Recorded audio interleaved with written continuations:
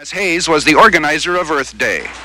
There were literally hundreds of projects that were embarked upon around the country that were anything from trying to save prairie grasses in the Midwest that were being covered over with housing developments and other developments and were disappearing forever, to a lot of focus upon parklands and upon marshes and wetlands around the country. Earth Day is a smash. It's reported that on April 22nd, 30 million Americans demonstrate for a clean environment. There is no violence, there are no injuries, there are virtually no arrests, but there is anger. You are lucky that you are breathing probably the last of the oxygen. New York City bans cars on Fifth Avenue for 2 hours and tens of thousands march. On this day, pollution has no friends. There was a sense of exhilaration that was just incredible. One of the reporters came up and said, "Do you realize this is the largest demonstration that has ever happened any place in the world in the course of human history?" And we all felt, I suppose in some sense, a sense of achievement, but more than that, a sense of exhilaration that we had really touched something that was capable of moving America.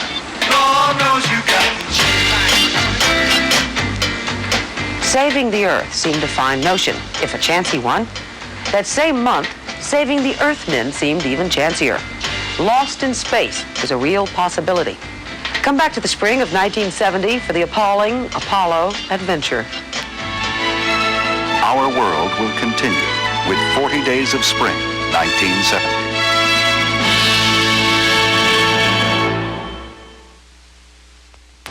In the technological revolution that is taking place in the spring of 1970, there are two questions to ask.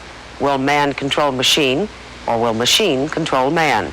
For 4 days in April, the answer to both questions is yes.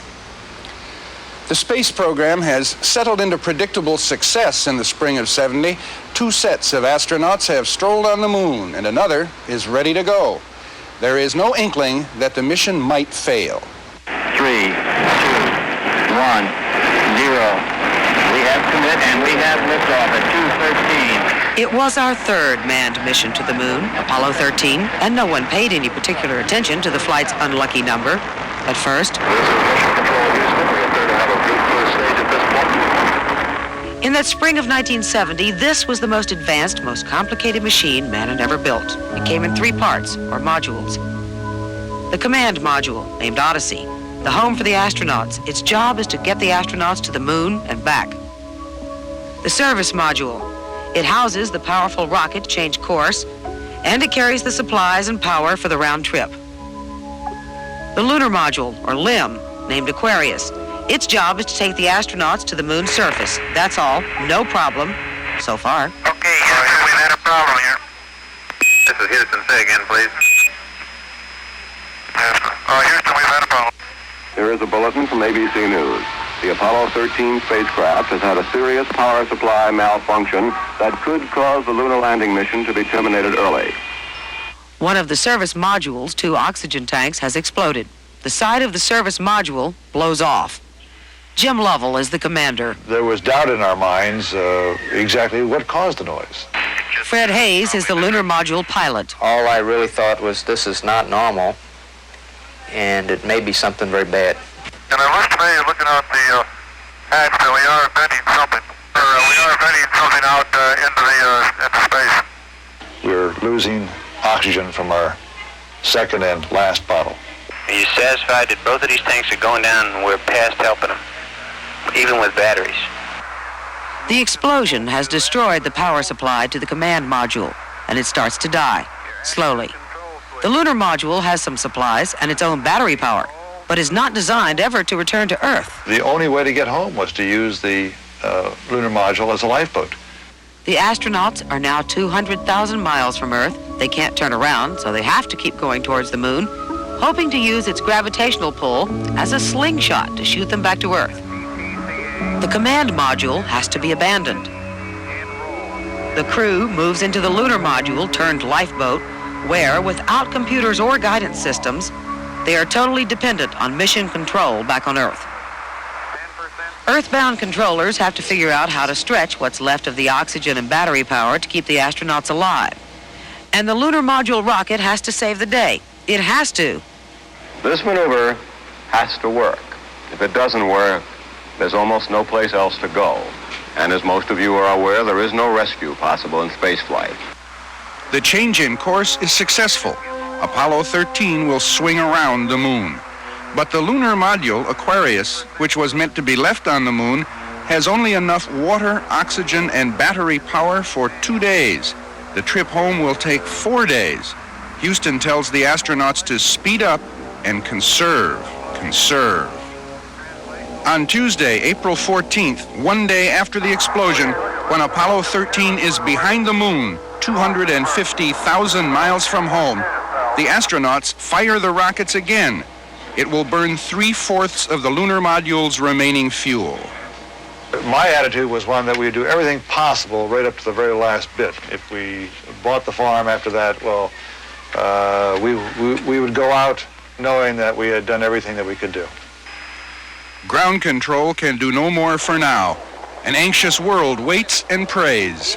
Would you like to say the Our Father for the astronauts right now? Our Father, who art in heaven, hallowed be thy name.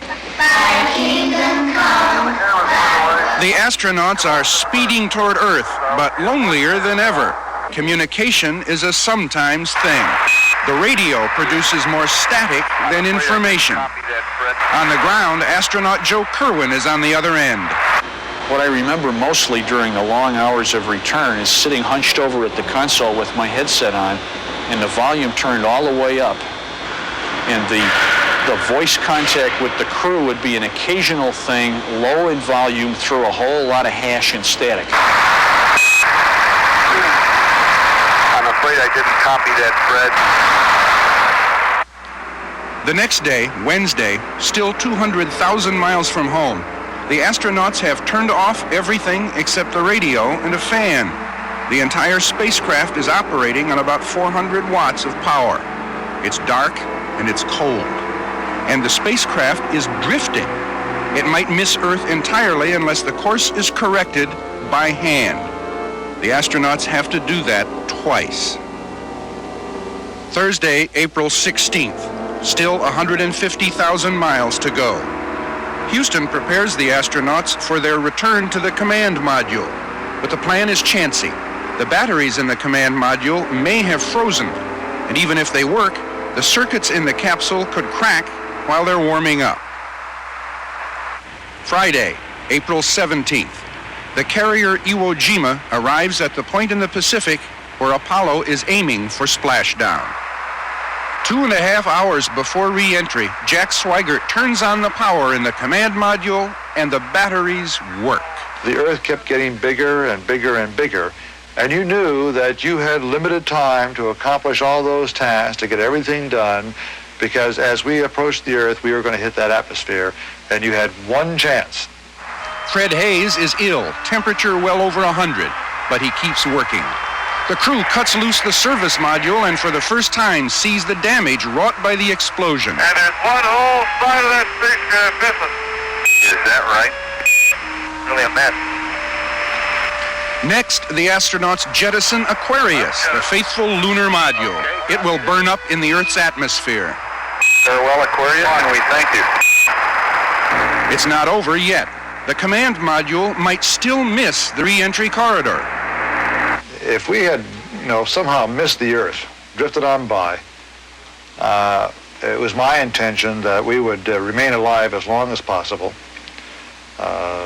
even though that the hope for survival was